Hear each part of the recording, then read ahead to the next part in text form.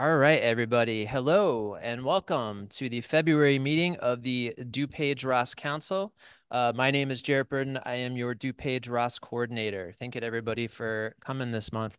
I would like to start by asking everyone if they wouldn't mind, please make sure that your microphones are muted unless you are talking or asking a question of the guest, just so we can kind of avoid interruptions. That would be fantastic.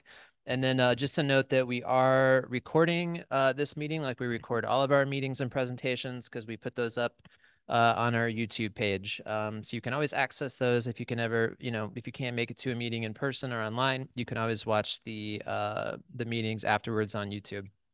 Just a quick refresher on what a ROSC is, because I think we do have quite a few guests this month, which I'll explain here in a minute. But DuPage ROSC is a coordinated network of community-based services and supports that is really person-centered, and we try to build on the strengths and resiliences of not only the individual who is seeking recovery, but also their family, friends, allies, and the community to achieve overall wellness. So freedom from substances, improved mental health, wellness, and quality of life for those who are kind of at risk of substance use or mental health challenges. So when we talk about overall wellness, we're talking about more than just substances. So for somebody who's seeking recovery, and I'll use myself as an example because I'm a person in long-term recovery, when I was first seeking recovery, my main issue was the substances. But after the first few months, as I was kind of getting away from those things, got out of treatment, got into sober living, you find that there's a whole realm of issues that you still got to deal with, right? So that could be housing, that could be employment, that could be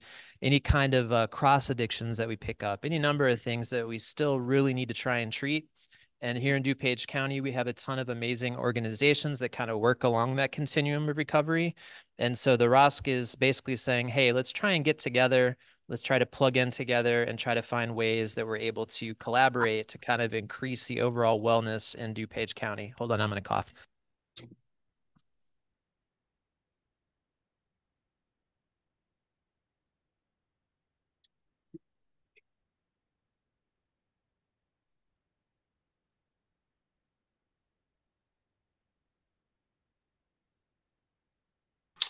I can't hear you. Yeah, Jarrett, you're still muted. All right, how about that? Can you hear me now? All right, there we go. I think there's too many people to go over individual introductions. However, because there are quite a few new people here, I'm going to ask Bruce Seawick to maybe explain why there are so many new people at this meeting. Bruce, do you mind jumping on for a second and maybe explaining all the new names and faces at this meeting? Not at all. So you know what, as my students know, I've been part of ROSC since I met you before you started it. And so what you have here in looks like abundance. I see 29 total participants. That does not include all the students. I've invited students from two classes that I'm teaching. I want them to understand the value of ROSC and also the value of kind of being plugged into a larger community, because it's not just siloed in wherever you're working in particular. So I'm pleased to see a lot of familiar faces there. And so what you're seeing is future CRSS professionals that'll be working in the field and changing the world as we all want to do for the better of the community. So I appreciate what you do, what Ross does, and thank you for making this happen. Awesome. Thank you, Bruce. And thanks to everybody from the CRSS classes. If anybody is looking for an internship or a job, let me know. I'll talk about that more down the line here, but good to have everybody here today at that meeting. If you would like, in the meantime, if you want to put your name or contact info in the chat, that really is the best way to kind of stay connected. A couple different ways, both through collaborations, not only through different organizations that meet each other at these meetings, but also through our WhatsApp referral group, which I will go over and have my colleague Danny explain a little bit more in a few minutes. But yeah, if you want to put your name or contact info in the chat, that would be helpful, and you guys can kind of do some connecting. So I'm going to go ahead and share my screen to go over a few things here before we really get going. So hang on one second. All right. So let's go over today's agenda. So I'm going to preview just a few things, a couple of upcoming meetings and trainings. As I said, I'm going to have my colleague Danny talk about that WhatsApp referral group for a few minutes. I'm going to premiere our ROSC promo video, which we shot a few months ago, which features a lot of our community partners and is kind of a good primer. And maybe it's a good thing, Bruce, that some of your students are here, because I feel like that video really does explain like a lot of the types of different work that we do. So we're going to play that video for y'all. And then I have a wonderful guest sitting next to me, Kellie Gage, who has an MS, but also a CAADC. I forgot the A in my agenda here, but is also the program manager for gambling treatment services in the ARCH program for the Illinois Department of Human Services. So we're going to be talking about some of the state's gambling initiatives. As those of us who kind of work in the field see, gambling has become even more of a problem over the past few years for a number of different reasons that we'll go over. And there's a huge crossover with substances and mental health. So I'm glad that she's here with us today to be able to get into that for a little bit. We always leave time at the end for some organizational updates and then talk a little bit about what's going on in Region 2, which is the Northern Illinois region. And then hopefully we'll get you out of here right at 4 o'clock. So that's what's on the docket for today. So I mentioned gambling. Coming up here at Serenity House on the 20th, we actually have a gambling disorder workshop. So for those of you who are seeking CEUs, so those of us in the field, raise our hands because we're always looking for CEUs. Presented by Nicasa Behavioral Health Services from 12 to 4:30 here at Serenity House. This is completely free. So if you are kind of looking for some CEUs or interested in finding out more about gambling disorder, this is open. So again, I'm going to put my contact info in the chat at some point. If this is something that would interest you, you can reach out and let me know. But we would love to have you. So mark your calendars for the 20th on that one. We also do a monthly virtual Narcan training through the DuPage RCO. What is the DuPage RCO? There's a lot of acronyms and they all sound similar. So DuPage ROSC is Recovery-Oriented System of Care. The DuPage RCO is the DuPage Recovery Community Organization. The main difference between the two is the DuPage RCO does a lot of our non-clinical services that we provide for the community. So through the RCO, we do a lot of work like prevention education in schools. We do a lot of harm reduction training. So not only Narcan, but also things like xylazine and fentanyl test strips. We also do peer recovery support services. So a lot of our recovery coaching work gets done through there. We do a lot of work inside DuPage County jails, which we found was a huge need. And we identified that through the work that we were doing in the ROSC. So all of these kind of non-clinical services are done through the Recovery Community Organization. And the third Thursday of every month at 12:30, we have a running virtual Narcan training. So we like to say that this is good for people who maybe have, never taken a Narcan training before, but it's just as good for somebody who's maybe taken a Narcan training but needs a brush up. So we always talk about current trends, what we're seeing as far as overdose numbers, what kind of drugs are popping up in the supply. We're there third Thursday of every month. So please feel free to join us. Share this with your friends and family if you think that it's important. You can also connect with us at those trainings about obtaining harm reduction materials. So if you need to, come by and pick up Narcan, or if you need to meet with us to pick up test strips, just let us know and we'll make sure that we take care of that for you. So that's the third Thursday of every month at 12:30. Also, we are hiring. So all you folks in school, there's a QR code up there. We are hiring not only certified recovery support specialists, but also transportation technicians. So as you can see up there, I'm not going to read all of that info, but you can kind of see the pay rate and then some of the benefits that come with that if you're come on full time. I will say that you do not need to be CRSS certified immediately coming in through the door, but we want to make sure that you're working towards that. So we want to make sure that you've at least, taken some of the education through school. You're kind of working towards your CRSS, and we can work with you on making sure you follow through and obtain that certification. But we are looking to expand and grow our RCO, which does a lot of that recovery coach and CRSS work. So there's a lot of exciting things in the pipeline as far as finding community partners to provide coaching work for. And so come and see us. So we got that QR code there. Feel free to scan that with your phone. If not, again, you can reach out to me. Any of the students, you can also connect with Bruce, and he can also connect you with me. So I'm going to stop share here for a minute. That's kind of all of our upcoming meetings and trainings. So I want to turn it over to my colleague for a couple of things here. First thing, I mentioned earlier the DuPage ROSC WhatsApp Referral Hub. What is that? So I'm going to give the quick background, and then I'm going to have Danny talk about what we're doing with it. So the DuPage ROSC Referral Hub started about a year and a half ago as a group text amongst maybe 7 or 8 of us who work in the field, who were kind of finding that we were getting frustrated when it came to finding referrals for people. So what do I mean by that? I mean, those of us who are in recovery with lived experience and kind of working in this stuff, we always get those phone calls, right? I have a friend that needs treatment today, or I have a brother who really has an alcohol issue, we're trying to navigate services for him. We don't know what to do.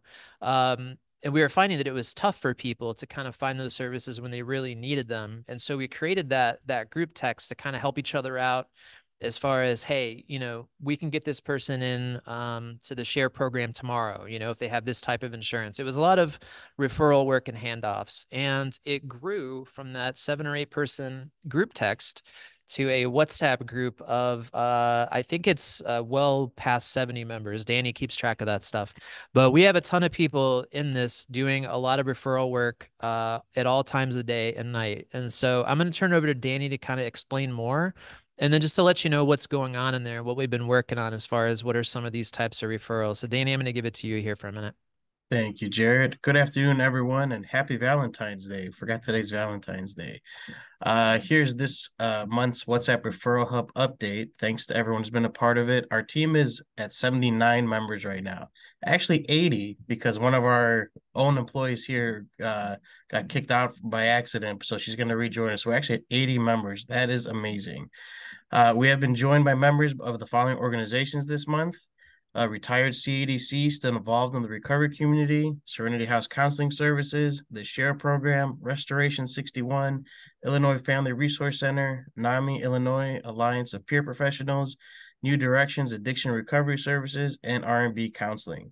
Over the last month, we've been able to provide referrals for detox and residential treatment for substance use disorders, adolescent therapists, homeless/unhoused shelters, shopping addiction resources, mental health IOP, psychiatrists, clothing and toys for a family that experienced a fire, methadone detox, financial assistance, outpatient benzo tapers, Medicare Suboxone providers, pregnant women support groups, and sober living, including one that takes registered sex offenders. So a lot of great work. The WhatsApp group has been around now for over a year. It was launched February 1st, 2023. So we're grateful to everyone who's been a part of it and continue to provide support and fill in the gaps of treatment for those in need. By the numbers, here are some of the people who have provided the most referrals over the last year. Nicole Jansen from Recovery Centers of America, John Schoes from Northwestern Medicine at Central DuPage Hospital, Becky Sadler from Rosecrans, Christina Ramirez from Existential Counseling Society, Michael Wood from Banyan Treatment Centers, and Kylie Sanko from Geode Health. Moving forward, we're going to start recognizing monthly referral MVPs, so be on the lookout for that. Whether you provided or requested 1 or 100 referrals, they are all meaningful into helping our clients, and we thank you for your support. I'm going to put my email information in the chat in case anybody has any questions or would like to join. Excellent. Thank you, Danny. And thank you to everybody who takes part in that, especially the power users. We appreciate it. I just think there's a lot of amazing work that gets done in there. And as I like to say, when someone's ready, right? When they're ready to go to treatment, we really have to make sure that we can get them somewhere that day, because we all know what a difference even a day can make as far as getting them in somewhere. So thank you to everybody who's really taken part in that, because it's taken off. And not only that, other groups throughout the state have started to adopt the model that we used. And it's amazing to see that grow beyond just DuPage County. And now at a higher level at the state, we're looking at, can we adopt this model in other different counties? So it's been really cool to see. So thank you again to everybody. Okay, so a few months ago, I think back in November, if I'm remembering correctly, we produced a promotional video for DuPage ROSC. And it was amazing to bring together so many really great partners and friends to take part in talking about the ROSC mission and what it meant for them to be a part of a group like this. And we finally have a final cut of the video. So today is the world premiere. Now, I do want to make a short note. If you did not see yourself in the video and you were here for the shoot, it is not because you were not fabulous and fantastic and great. It is because we needed to try and trim things down so it wasn't like 10 minutes long, because everybody had such great stuff for it. We had to make some cuts somewhere. So does that mean that you will not be involved in the promotional work? No. In fact, that means you may make it into these shorter clips that we're going to do on social media and things like that. So again, thank you to everybody who came out to take part in the shoot, and a special thanks to both Lindsay Wade and Aaron Green, who helped produce and shoot and edit the video. So without further ado, we're going to see if this works. I got Danny, who's going to share screen and play it on his side. So yeah, we're going to go ahead and play that video for everybody.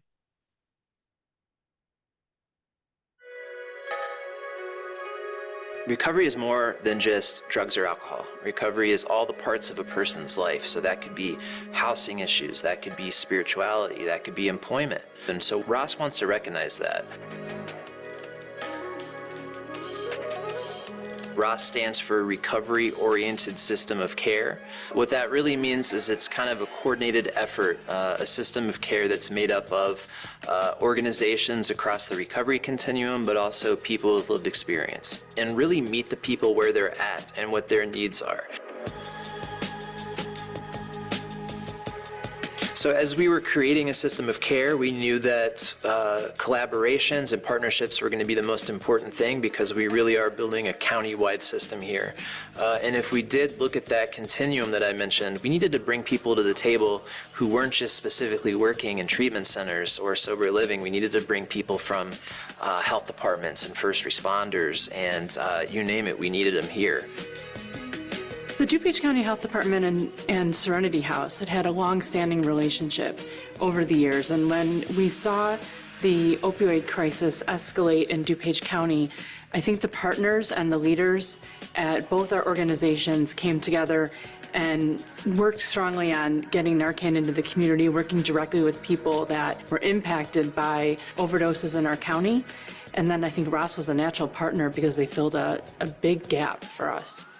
When I think about my personal experience and you know, my brother's experience with drug treatment, the transition out of it is incredibly difficult. Having a support system in the way that the ROSC does, you know, I mean, having recovery coaches, having things for people to do that are sober activities with other people who are sober, all these sorts of things create a community that make people feel like, oh, maybe I can live a sober life outside of treatment. We work in conjunction with Live for Lolly, and they are another harm reduction organization, and we park a truck in DuPage County, currently in Downers Grove. At that truck we have you know, Narcan, fentanyl test strips, safe using supplies. We're one of the 11 schools that got a grant from the state of Illinois to teach people in recovery skills to work in the in the recovery field. Try to encourage my student to give them a worldview, you know, from 10,000 miles up, so to speak. But you also need to plug into a community, a recovery community, and the DuPage ROSC provides it for my students. We offer multiple levels of care within our programs at CDH, but there's many other things that people need that just is not in our system we offer. But DuPage ROSC can connect us to other step-down agencies where they can go to, places that are closer to their home. We're too often finding that we were looking for quick referrals for people that needed it. We were getting stonewalled, and we didn't know, does one treatment center here have a bed, or with this insurance, can this person get in here? It was very frustrating for a lot of us working in this field. And so we started a group text with about 12 of us. The WhatsApp referral group, we've had it running since February 1st. I could say, hey, I have a 55-year-old male with Aetna insurance in need of detox and residential treatment. And anybody of those 60 plus members can respond and say, hey, yes, we have openings here at Rosecrans or at Gateway, so they don't fall into the gaps of treatment. It's so important to get somebody who wants help as soon as possible before they decide that they no longer want it and go back out to using. DuPage ROSC holds a number of virtual and in-person opportunities for meetings, bringing together partners, and a lot of those partners are shared with our community collaborations and coalitions. So most of the actual partnerships and relationships and collaborations that we made through DuPage ROSC was by listening to other groups at our meetings talk about what their needs were. You know, what programs have they started? What collaboration types are they looking for? We're here to support and to help and to really look at ourselves as a hub for everybody to come to for any types of services for substance use or mental health or anything on that continuum. If I want to become the best basketball player, I'm going to go to somebody who knows basketball.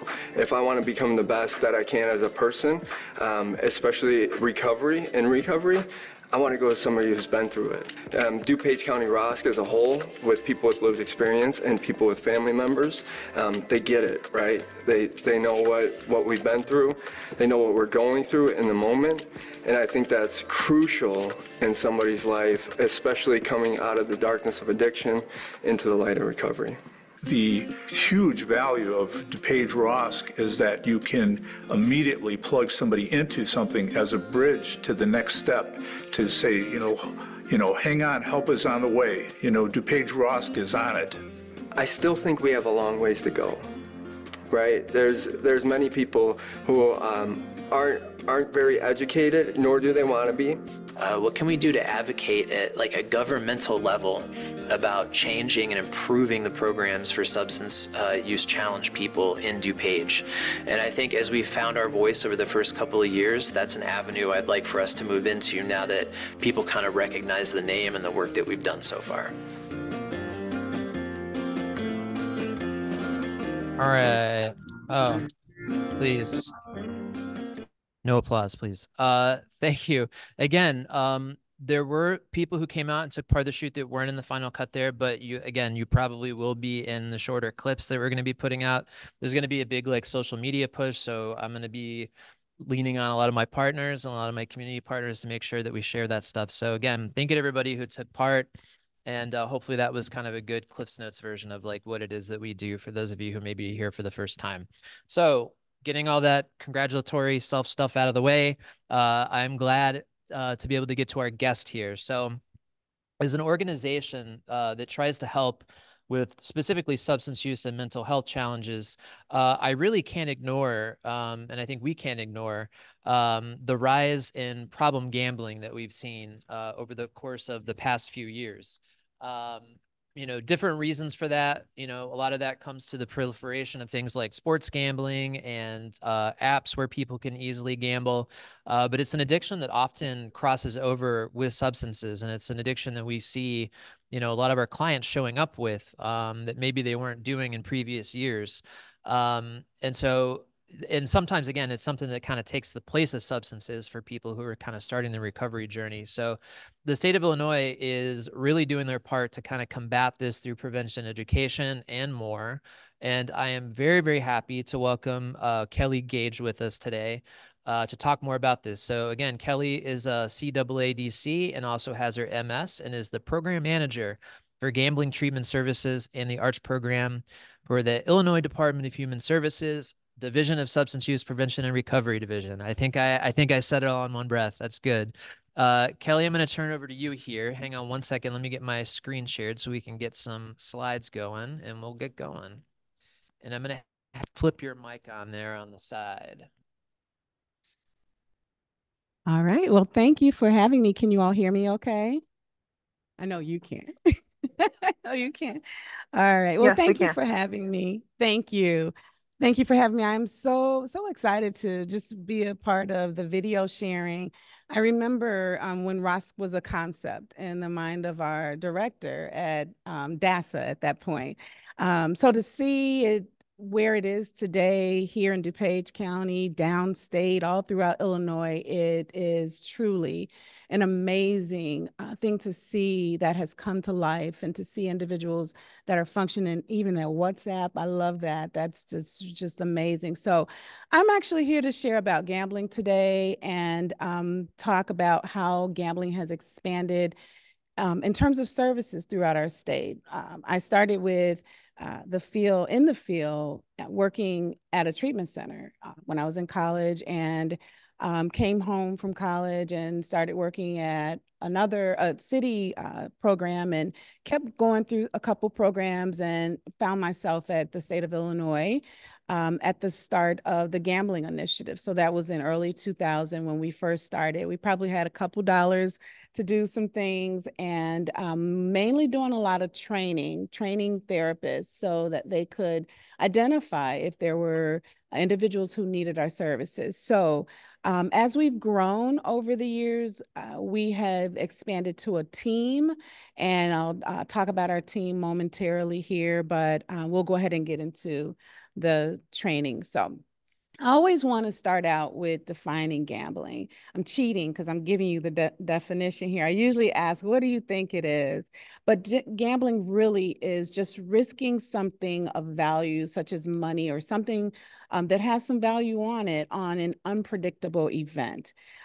So the big book for gamblers, or the combo book, I should call it, for Gamblers Anonymous, actually defines gambling for the compulsive gambler. And we don't necessarily use that term today, but that is the term that was used at the time the combo book was created. It defines it as any betting or wagering for self or others, with whether for money or not, no matter how slight or insignificant, where the outcome is uncertain or depends upon chance or skill. So just to kind of start us there with, what are we talking about when we're talking about gambling? So, the next slide there, what is gambling? You know what, if you click one more time, it should come up. Oh, it didn't come up. I'm so sorry. Might be missing one. There is a slide missing, and I apologize for that. That's okay. But what that slide shows, for those who, no one can see it but me, I'm sorry about that. It talks about the different types of gambling. So when I initially started in the field, we had about 9 casinos in Illinois. Currently, we have 16 licenses. So there are casinos currently being built. Some are in temporary locations, like the Chicago casino. Never had a Chicago casino, but we have Bally's now.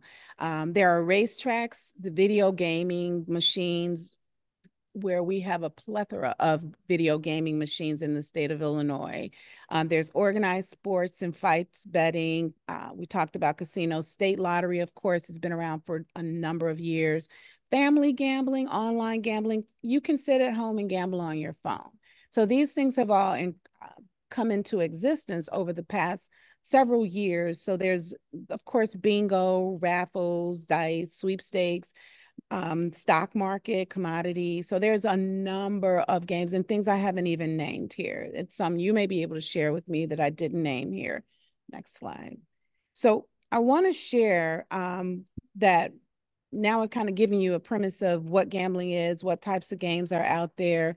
Back maybe 2020, when we were going into the pandemic, we had already planned to do a statewide assessment, or to see what's the prevalence in the state of Illinois, because we'd never done one before. So we went into the pandemic, and we were going into doing this landscape of what was happening in the state of Illinois. There is a QR code, as you can see, that you can access the full study from that code, but we were able to find out some information based on our findings of the statewide study. And I'll give you some information on the next few slides about what we found. We did find that 9% of Illinoisans have or are at risk of having problem gambling. And before I get into the next dot point there, we looked at probably about 1 million plus individuals that are either at risk or have problems. 345,000 that currently, based on our assessment that we did, are saying that they range in the area of gambling disorder. About 887,000 Illinoisans are at risk based on our prevalence study. What we also knew, we knew before we even did the prevalence study that suicide was pretty high among gamblers for many reasons. And so what we found in prevalence in the state of Illinois was that 30% of individuals with gambling disorder actually considered or attempted suicide while they were gambling. Okay, so that's pretty high, right? Pretty high. And we've heard of stories, I don't know if you have, but we keep our ear to the news about situations where individuals have decided that maybe if I take my life, my family can get the money from the insurance because, you know, they have used up all their family savings, or they're on a casino. And there have been situations where in the past, none recent, where individuals have been in such a place, desperate place where they've taken their own lives. So that is pretty high among gamblers, okay? So some symptoms of problem gambling, just some things to kind of help you pay attention to. And these things are actually found in the DSM-5 as we look at the diagnosis for problem gambling. But what we are looking at is someone who's stressing and obsessing over gambling, lying to family and or friends about gambling, especially wins or losses, constantly gambling online or at video gaming terminals or at the casinos, just to name a few, letting relationships, work, or other hobbies suffer because of the gambling, multiple attempts to stop, cut down, or control gambling, and there may be some legal involvement. Does that sound familiar? Right? We're going to talk about some similarities here in just a moment as well. What you may see are legal problems related to theft or embezzlement. You may also see excessive borrowing, potentially leading to bankruptcy, pawning and selling possessions, evictions, housing issues due to or lack of funds, employment issues, which is a lot of different behaviors, and other illegal activities to fund gambling. So they may show up in these things that we see here, but may not necessarily know that it's related to gambling. So we have to do a little digging there.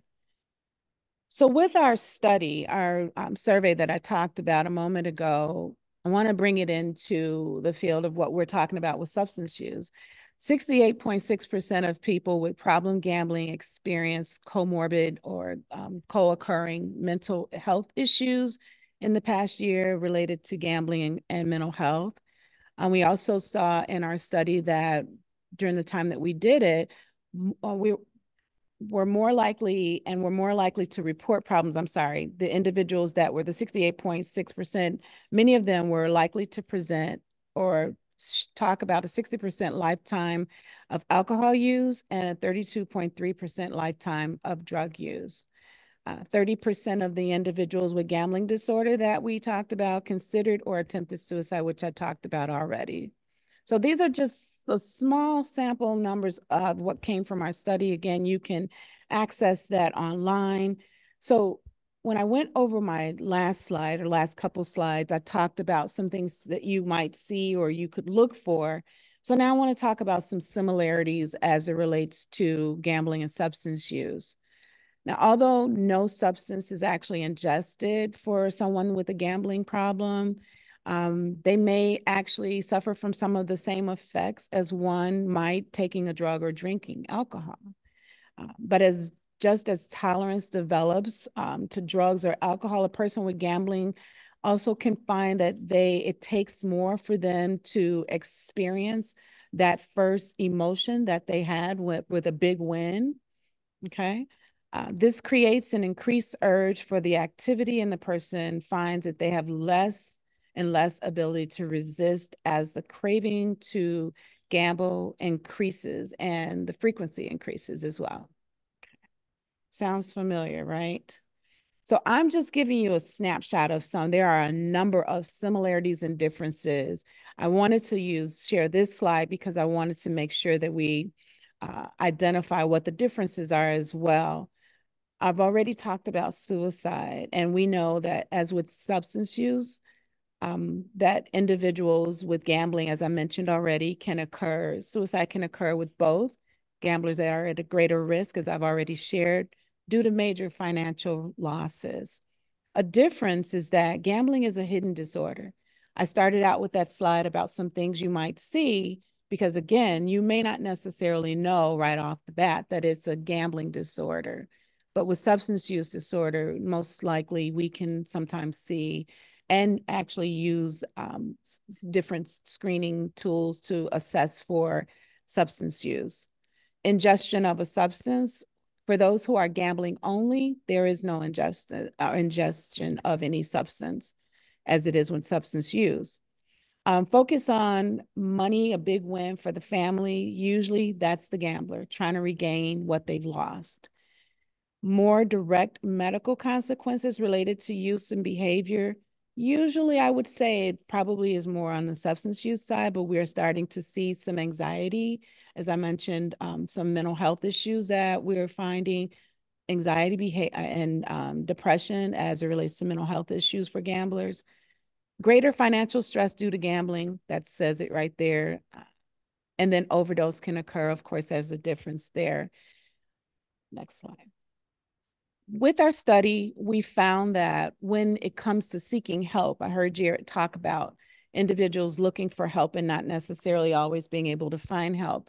But what we found in our prevalence study is that the largest group of individuals go to family and friends when they need help or are seeking help for gambling. So about 60% or 51% of individuals are looking to family and friends who may not know where to send them. But then we have 34%, 33% looking to their family, spouse, partner. Then we also have a helpline, which I'll talk a little bit about. About 31% of those individuals use that, 26% EAP, Gamblers Anonymous, which I mentioned, and Debtors Anonymous. There's also Gam-Anon that exists.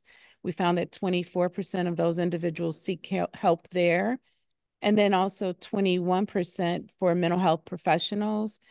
City or health or county services, 21%.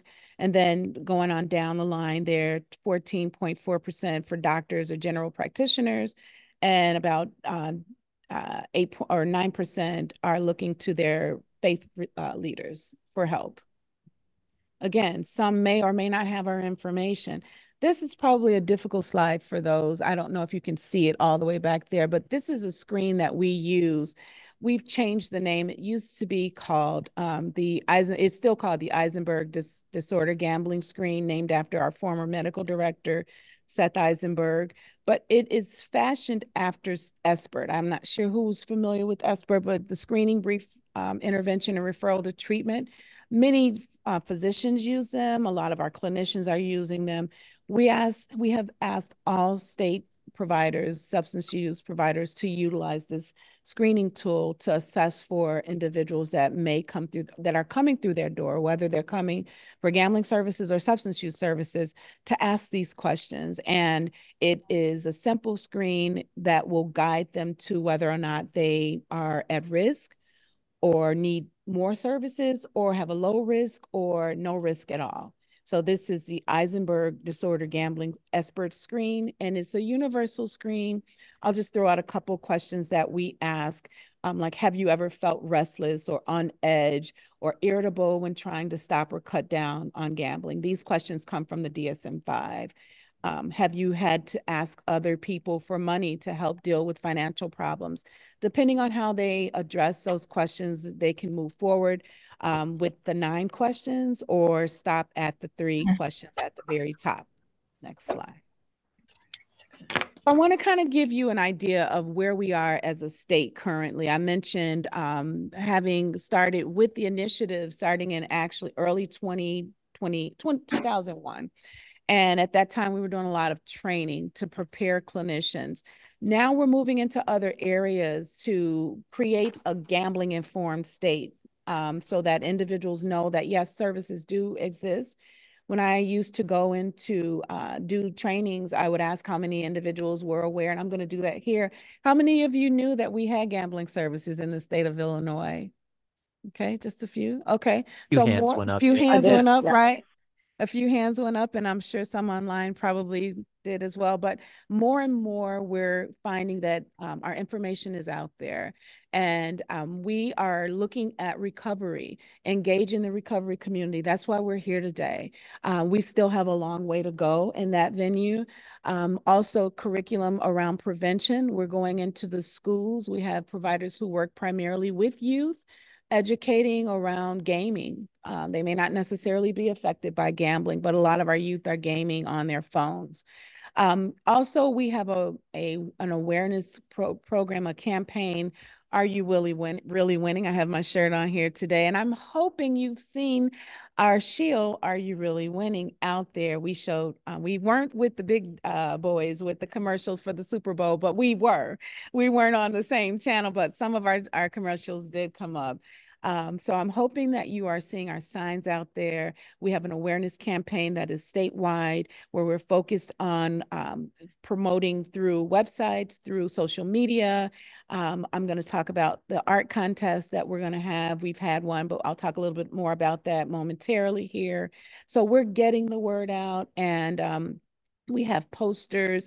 We've always had posters on casinos. That's been since the early 2000s, but now we have posters at racetracks, the few that are left at the lottery. The lottery has our information on it as well. So going on down around the informed state status, we also, of course, we provide treatment services now. We have over 30 treatment providers throughout the state of Illinois. Not all of them provide services. Many of them do outreach services, but we do have treatment providers, a number of them who have outpatient services, some who have residential services and can treat individuals with gambling disorder within their locations. I mentioned training a number of times, and I'll give some information about some upcoming trainings. We try to provide free training. Like you said, NICASA is coming in, one of our providers, to do some training. And we just want to make sure, again, that our state is informed that services exist and there is help for the gambler as well as their family members. So the hotline, we have a 1-800 helpline, 1-800-GAMBLER is our helpline. And I have some lanyards here for those who are here in person. Sorry for those who are online, but we have a 24/7 helpline where individuals who may be at risk at any time can call that number and get a live person on the phone to help them through the crisis that they may find themselves in. This is just kind of a repeat of that last slide, just kind of spelled out a little bit more clearly for us. Outreach, screening, treatment, technical assistance. We are available to come in and do presentations like we're doing here today. So I won't spend a lot of time on that one because I want to make sure that we go on through. The self-exclusion program is actually not SUPR, Substance Use Prevention and Recovery, my division's program. This is actually out of the Illinois Gaming Board. And I don't know who has heard of self-exclusion. You've heard of self-exclusion. So with the self-exclusion program, individuals in Illinois can opt out of going on the casino. It's kind of, I used to say back in the day, the antabuse of the day. I remember the medication where if an individual does not want to go on the casino, they can sign themselves up to say, hey, I need this stopgate. I don't want to go on the casinos. This may help me not go on the casinos. And then we have some family members who want to put their family members on the list, but the person has to voluntarily put themselves on the list. If they go on the casinos after they've signed up for self-exclusion and they're caught, they face consequences. They are considered trespassing. If they get on and they win and they try to cash in and get their winnings, again, they face consequences. So there are consequences to them signing up. All of this is explained to the individual prior to them signing up. It is voluntary. We cannot put someone on our own. Not only does the casino or the gaming board for casinos have self-exclusion, the lottery has a self-exclusion program, and I believe a few others like the racetrack are considering it as well. Okay, so that is available to individuals who may say maybe treatment's not where they want to go right now, or they want to do both. Some training items that I want to kind of emphasize here. Currently, we have a 30-hour core training for individuals, anyone. It doesn't have to be someone clinical, but anyone can go through our 30-hour training. It was designed for our clinicians to work with clients, but we invite anyone to be a part of that training, and it's online.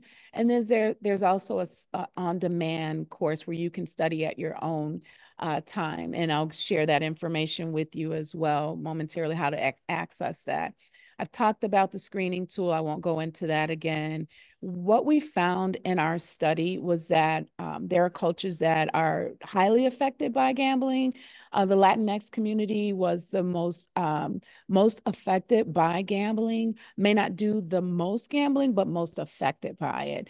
So we started doing conferences, and we actually did a Latinx conference, our first one last year, January, very successful. So we decided we wanted to approach our other communities that also were at risk for higher gambling. And so we actually have a conference coming up at the end of this month, the African American Conference, and then the Asian Conference will take place in May, and our Latinx Conference will take place again in this year in September. All of that information, I'll tell you where you can find out when our trainings are coming up. We're working with Rush University, making sure that physicians are able to, when we go in and we go in for a checkup and they ask you, how much are you smoking? How much are you drinking? Gambling questions are now being integrated into that SUPR kind of model.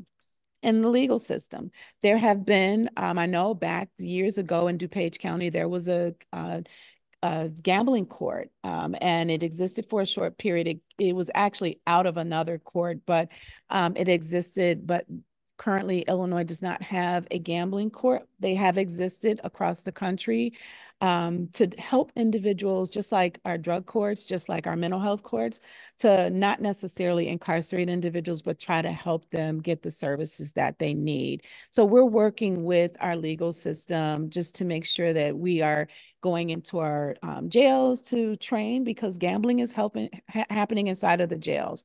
I mentioned earlier that the definition of gambling. So a lot of what gets transferred there is things from the commissary.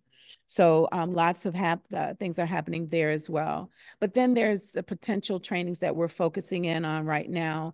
We've kind of talked about some, the endorsement for problem gambling on the CRSS credential, and we're not there yet, but there's conversation going on across the country. It is happening. Linkages with SUD related to ASAM and suicide. We're going to do more trainings there, and then looking at some learning collaboratives. I mentioned these trainings. I won't go back into detail about these, but there are past trainings where we've talked with Recovery Home series, family, how to approach the family as it relates to gambling. So those trainings are all accessible even today. What you see now is just some examples of the kind of marketing that we've had out there. We had a campaign through the Illinois Lottery during the holiday season because, of course, I don't know about you all, but I've gotten scratch tickets for gifts in the past. And so we just want to make sure that individuals are gifting properly, gifting responsibly, and they're not necessarily going to kids, because it's not for kids. And that was a campaign that we did just this past December. But we also are seeing Are You Really Winning at Major League Baseball games, like the Sox, my favorite team. I get that a lot, but anyway, so we're advertising within our Major League Baseball. We are also working with the Fire, the soccer, and some other major sporting events. We have marketing going up, not only, you can go to the next slide, not only at the sporting events, but also our universities. We're getting into the universities. We have a relationship where many of our providers go out and table. And when we talk about table, it's like really just exhibiting providing information, providing the access to screen on spot for individuals who may be at the games, because sports gambling is a major issue that we're seeing across the country, not just more sports gambling in the state of Illinois. We're seeing a younger population also accessing sports gambling by way of their phones. And so we want to be there. We want to be present to make sure that we have the information available.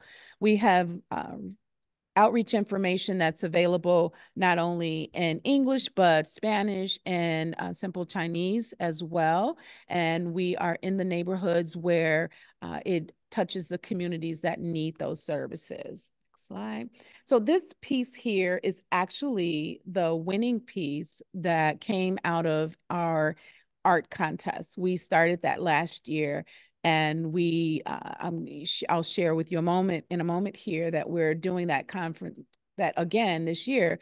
But this individual created this art piece and talking about just stopping gambling. And we had several runners up just to get the message out about how gambling can impact families, how it can impact individuals. So we actually are doing a second one, which I'm going to talk about momentarily here. This is going to be hard to see, but I'll send you to the website. That QR code can take you to the website for the public art competition. So for those students that are out there and others that are online, you're welcome to apply. There are stipends for the winner that we have awarded. We want to, again, it's about getting the message out about gambling. So we want to make it interactive process as we begin to go into what we call Problem Gambling Awareness Month. So we're promoting the art contest as we get ready to go into March. But before I go to that slide, I want to just share with you the website where you can access everything I've talked about here today, the training, how to find help, more information on gambling, the art contest, finding out about Are You Really Winning, our marketing campaign. So it is at this website here, and the link there, I didn't put a QR code on this one, but it's Are You Really Winning? If you Google that, you'll go right into our website. The study is on this website as well. So once you go in there, you can view our entire website. But this is our call to action. And we are asking whether you're serving individuals with gambling disorder or issues to get the word out. 1-800-GAMBLER again is available 24/7. AreYouReallyWinning.org is our website.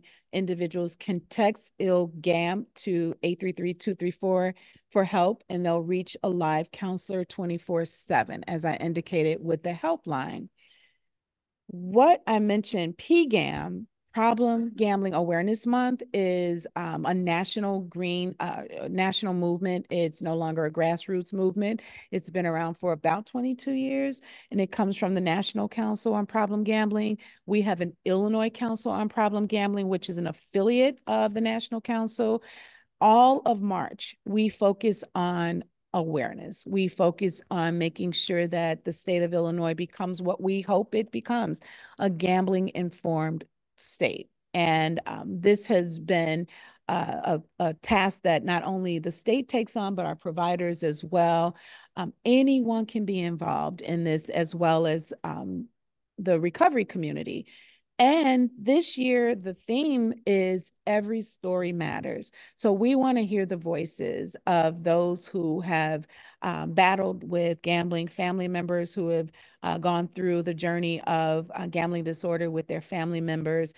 We want to hear the stories of those who are dealing with gambling. And so for 2024, that's the focus. If you visit the National Council on Problem Gambling's website, you can actually access their toolkit for promoting gambling awareness. We also have our site where you can go and access information as well. I've kind of gone through this fast because I know we have about 5 minutes left. I mentioned our team. Our team has grown over the course of the years. Stephanie Frank is our deputy director. My supervisor, Jim Wilkerson, could not be here today, but he's downstate Illinois. I'm Chicago.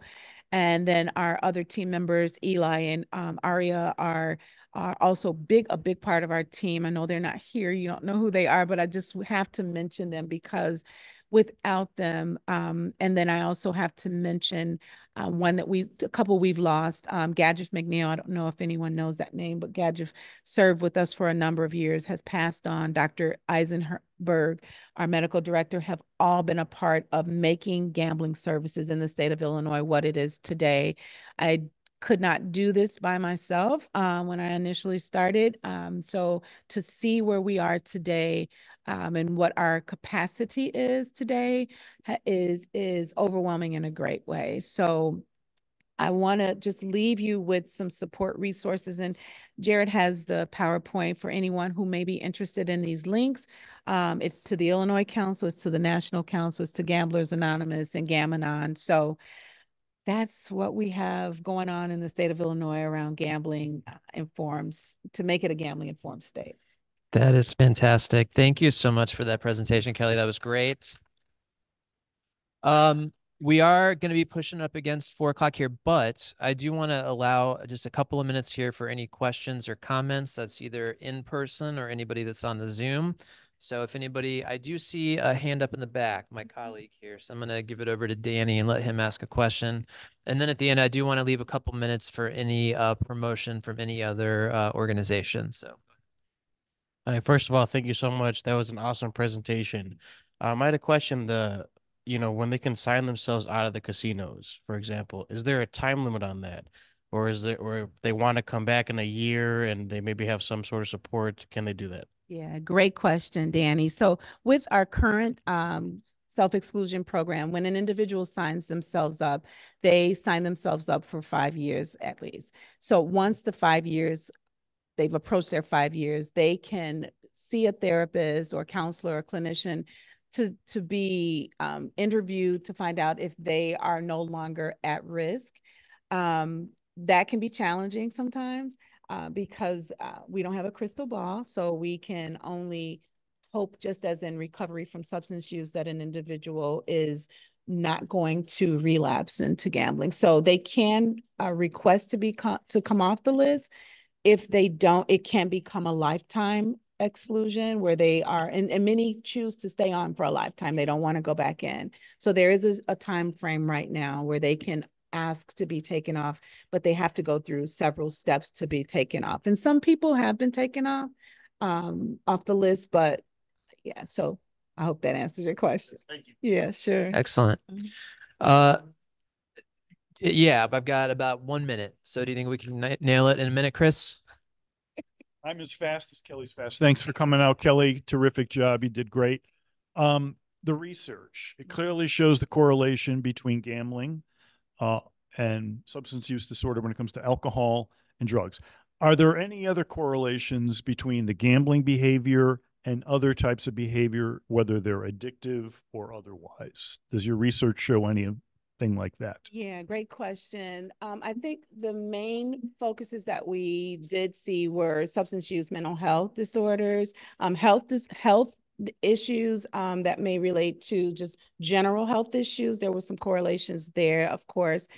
Those are probably the main ones that we looked at were co-occurring disorders related to substance use or substance use disorder, mental health disorders. So if we go deeper there, we do want to do more. We're going to hopefully do more studies as the years go on, to do further study based on what we were able to find. But to answer your question, primarily we saw mental health and substance use disorder as the major correlations.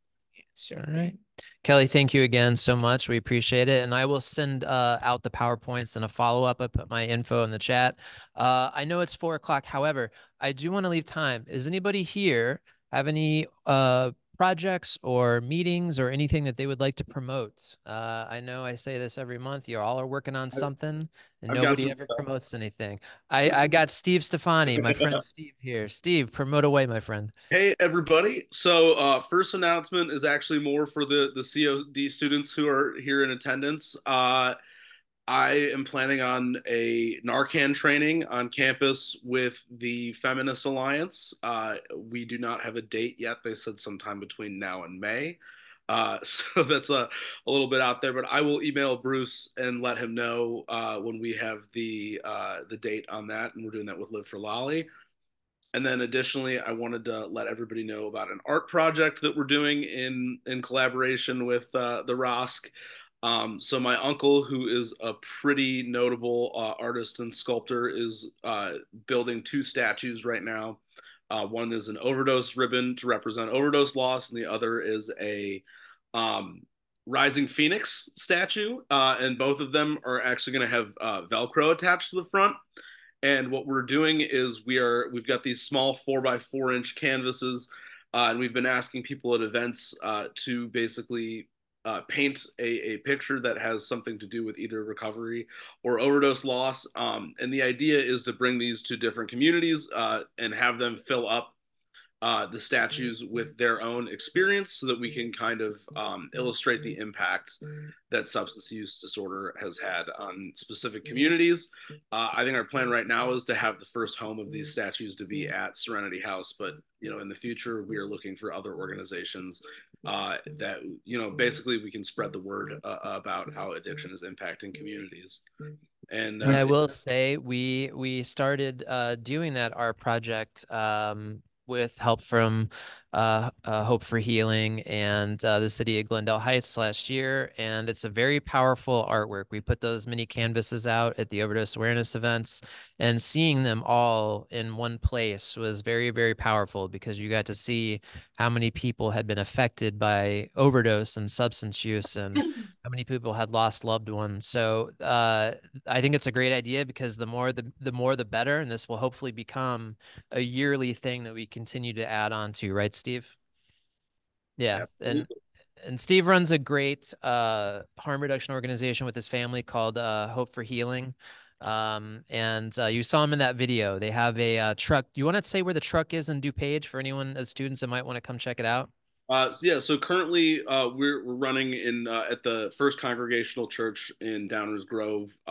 We actually just got offered another site that we're currently vetting in Downers Grove on Ogden Avenue. So yeah, more on that in the future.